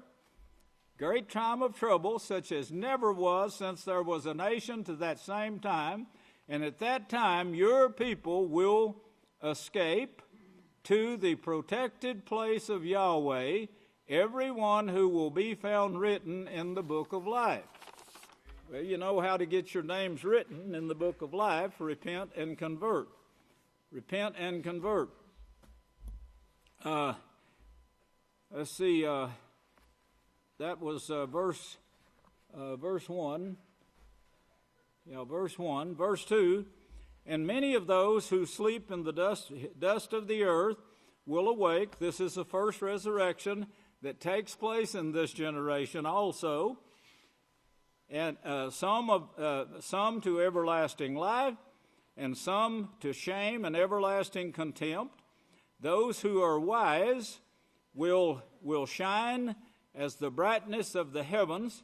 That word wise, if you had a King James Version with a reference in it, it would have a reference there that says, those who, and they that be. Look at that verse. 12 verse 3. And they that be wise, it has a little J there in my King James Version. My old one has center reference. That word means teachers. And they show it in the King James Version in the center reference. They that be teachers of wisdom of Yahweh. They that be the teachers of the wisdom of Yahweh will shine. Get the word shine, underline it if you have to. Get the word shine as the brightness of heavens. You're shining for heaven, to bring the brightness of heaven. This great teacher, Yahweh says, from heaven will enlighten the earth with the great wisdom of Yahweh, given to Moshe.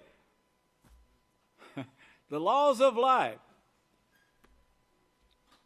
Those who turn many to righteousness, the teachers, these great teachers, you, speaking of you, brethren, in the house of Yahweh. That's the reason I tell you when you come here, the main thing is to become a teacher. Yes, you can help in the chores. We need your help in the chores, but get signed up and don't let anyone stop you from those classes. If you have to get the class on tape, we'll get it to you on tape. If you don't finish your job on time and get to the class, we can repeat it for you. But we'll get it. It's important that you get it. Okay, those teachers who turn many to righteousness will shine as the stars of heaven forever. Forever. Did you get that? That's eternal life. It's eternal life. Forever.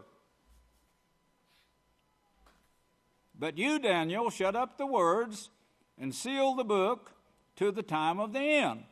Many will run to and fro, and knowledge will be increased. And then Daniel looks and sees the two witnesses, and then one of them is telling about the end. When's it going to be? I want to take just an extra minute here. Daniel, now he wrote this in 534, and that 34 is what caught my attention.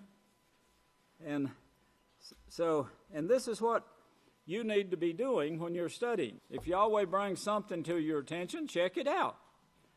But this 534, I was born in 1934.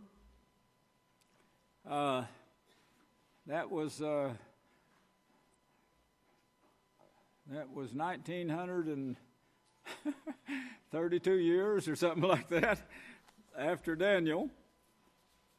But and the 1934 has great meaning. But this year that Daniel wrote this book. Now here's something that when you look it up, it enlightens you a little bit more. Now this is following the numbers that I'm trying to get everyone to pay attention to and start studying, because Yahweh is revealing things there. There's nothing wasted with Yahweh. It's all put there for a purpose for you. 534, Daniel 12, written in 534 BY. It comes from 559 in the sense of self-exaltation, a summit of a tree. Exaltation of a tree. Remember there was 2 trees in the garden? Remember that? 2 trees? Genesis 2 verse 9. There's 2 trees. Well, this is to exaltation. Someone who wants to exalt one of these trees in the sense of exaltation of a tree or mountain. Now, I know you're catching all this right now because the word tree and the word mountain, Micaiah, in the last days. In the last days. No, there's no more days. This is the last days when this takes place. This is the final generation given to the Roman Catholic Church, the roving Catholic Church with their roving army who took Daniel prisoner. Yes, it was alive and well. They changed their name from Coptic Catholic and hid it for a while. They disguised themselves as Pharisees, Sadducees. Oh, my, poor is me. I'm so sad, you see. I can't get the people to worship my gods. Oh, I'm so sad about that. I think I'll just kill them all. Essenes, I forgot what that one means. And, of course, the Herodians, who were the rich ones, the Rockefeller group that owned the army. And it stood on his part. And the Herodians, of course, plucked up 3 of these, took them with them to Rome, the 7 hills of Rome. That was in 70 with their army. But you got the tree, a tree. It's promotion of a tree. The year that he wrote this, the number, 534, that's what it means. Promotion of a tree, a mountain, get this, B-R-A-N-C-H. This is a coincidence? Oh, how foolish could you get? Here are all 3 of these things in the year that Daniel wrote about the 2 witnesses. The branch. Oh, my eyes are watering and I can't see. And praise Yahweh. I'm going to stick with it till I get this covered here. The branch. Now, the number 559 in Hebrew, 559, this promotion of the tree, the branch promoting the tree and the mountain. The mountain is the uplifting of the way of Yahweh. Well, this word 559 is from 559. This 534 it's from 559. That number 559 means to speak. To speak. Learn to speak. Learn to teach. To answer questions. To command to turn from evil. You get the meanings? To tell, to call, to promise, to appoint, appoint teachers, appoint preachers, to publish. Yes, all of this is in this. Daniel was given in that number of the year he wrote it. To require you to come to Abelin. Find the priest of Yahweh and do what he says. To talk, to think, use speech. Verily means to say, speak, tell, command, answer. It means to self-conscious personality man. It means answer 98 times. Say as in response. To appoint or assign, call, like in Isaiah 5:20, to promise. The phrase thus says, Yahweh, so frequent in the prophets, has been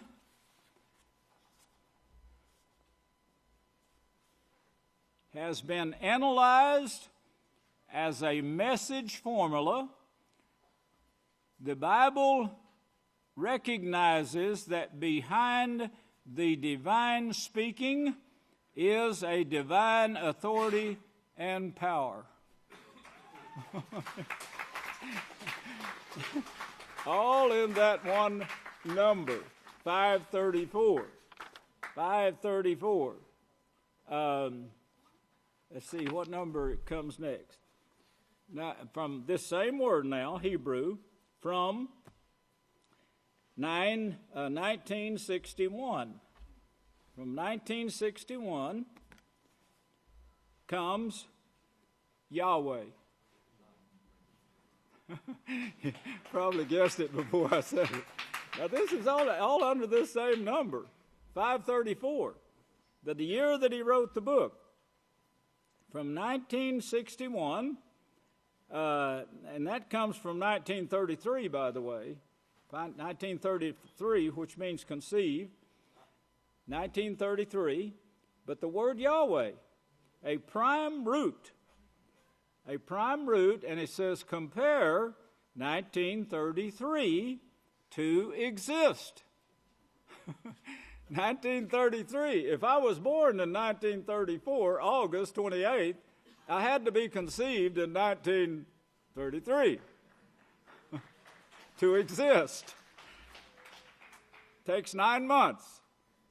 To be, exist, to be or become. Come to pass. So this would come to pass.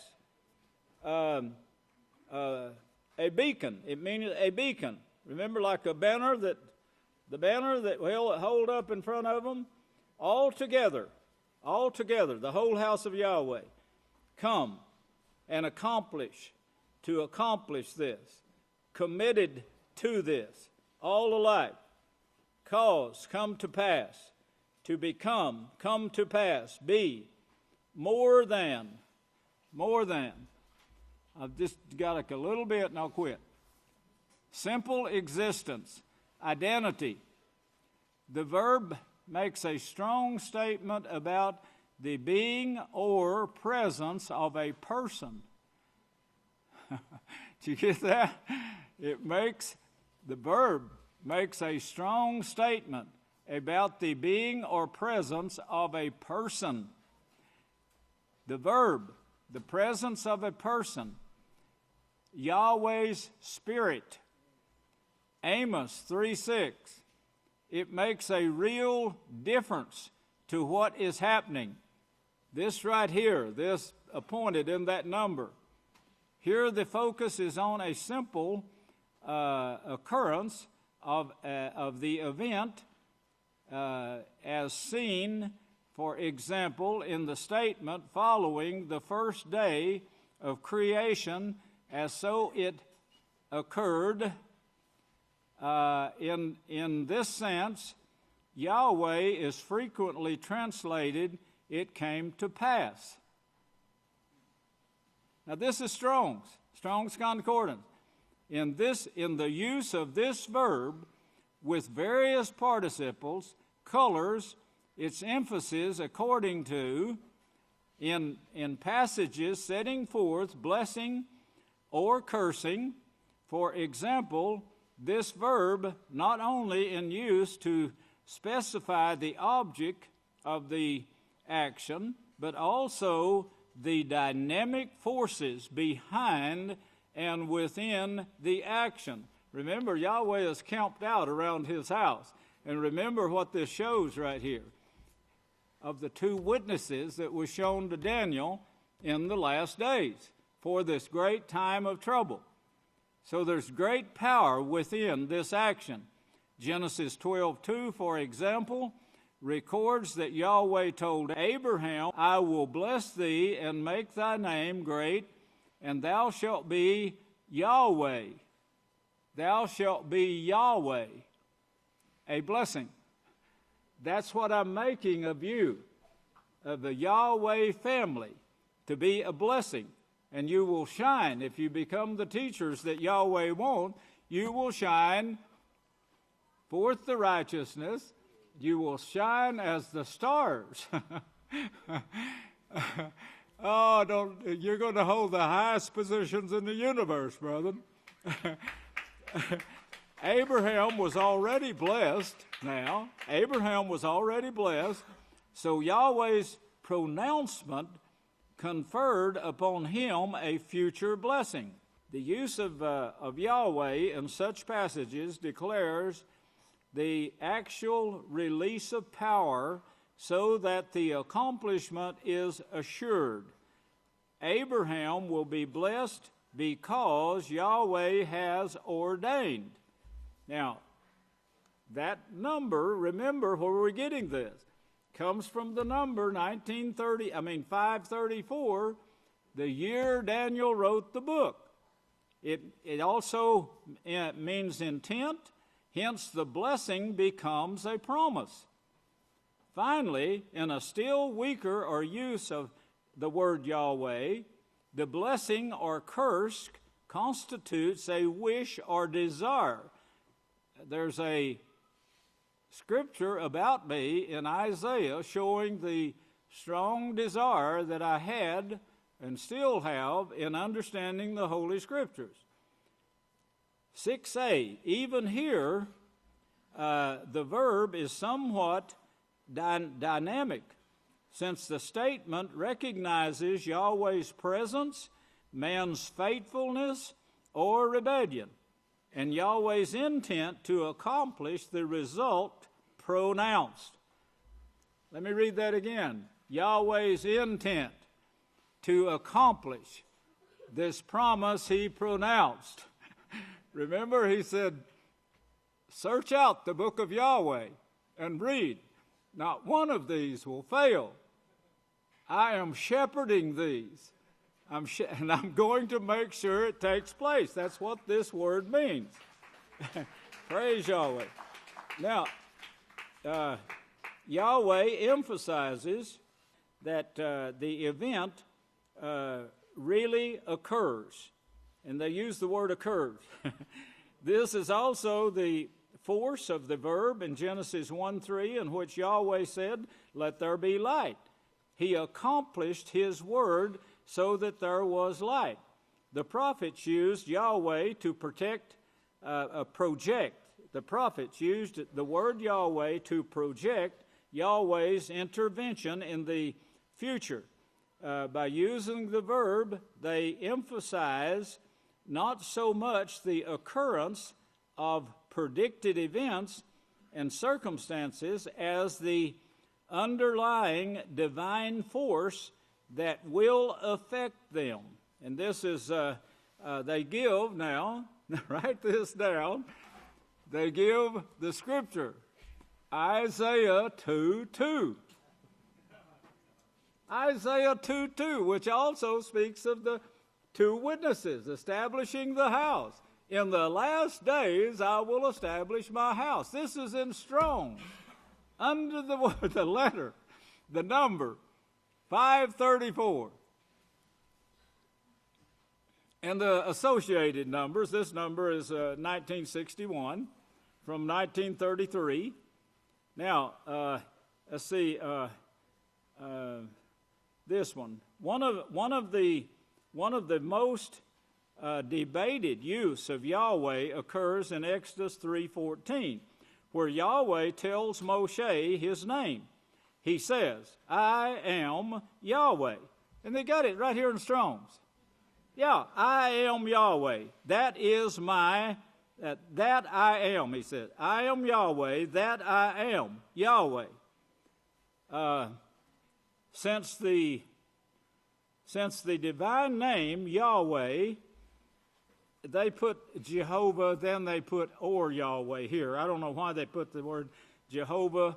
If you remember, I brought that out that they had mixed up the vowel points. Some copyists did they mixed up the vowel points between Adonai, Elohim, and Yahweh, making an unpronounceable word. And when the translators finally, in trying to figure it out, they came up with the word Jehovah. But this was after the letter J was added, of course, and they saw their mistake later. This is what Jacob and I used to point out to the Jehovah Witnesses. And then they found it in their own books. We found it in their books. They didn't know it was there. We took their own books to them and showed them, hey, here's what your leaders are saying right here. His name is Yahweh. It's not Jehovah. The letter J wasn't in the English language at all till 1600. It's not in the Hebrew nor the Greek. You can't get it anywhere but English. And they created it for the word Jesus and to confuse. It stands for deception. Well known long before, this revelation seems to emphasize that Yahweh, who made the covenant, was the Father who kept the covenant. It's the same Yahweh who made the covenant. It was Yahweh who kept the covenant. Now, they give Exodus 3:14 is more than a simple statement of identity, it says. That's where he says, I am Yahweh. They give this scripture. Exodus 3:14 is more than a simple statement of identity. I am that I am.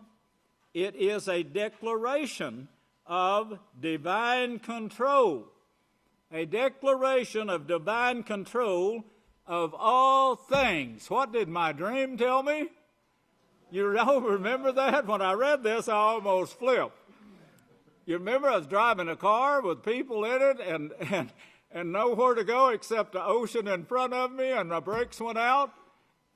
And then the car stopped on its own, and Yahweh gave me the words, I'm in total control. And here we see it in writing. Under a number now, the date 534, given to that Daniel wrote this book, chapter 12 of Daniel. The number 534 is much more than that, but I'm going way over my time, and I'm sorry. No, I'm not sorry. Go ahead. I'm glad I got it said. But start searching those numbers. Do all the studying you can. If you got time, if you don't have work to do, the work, of course, comes first. That's the work of getting the message out. Taking care of your brothers and sisters. That's the love you show forth to Yahweh. Doing your chores, but study. Study. Get this, learn to teach. I'm so joyous about our young people and the great ambition they showed in becoming teachers and how great a teachers they are right now. They amaze me sometimes. And don't get me wrong, you still need me. I got a few things I haven't shown you yet. Stay strong. Don't forget your lessons. Get signed up for these lessons. Get in these classes. If you can't get to classes, if you can't get in them, then we will get it to your home, where you won't have to waste time, sitting around thinking, well, what am I going to do? I got an hour. No, don't even think about going. Don't even think about going to Black Friday or Green Monday or whatever they call it. Don't even think about that. Think about how you can grow here in the next few weeks before 12/24, before that date. And you got Christmas vacation, come here and spend it with us. We will enlighten you.